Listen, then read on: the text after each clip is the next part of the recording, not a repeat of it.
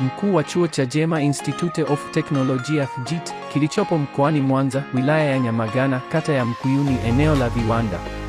Anapenda kuwajulisha wanafunzi wote waliomaliza kidato cha 4 pamoja na wote wanaotamani kupata elimu bora yenye tija kwamba dirisha la udahili kwa mwezi wa 9 sasa limefunguliwa kwa mwaka 2025-26 kwa kozi ya madini na tehama kwa ngazi ya cheti na VETA.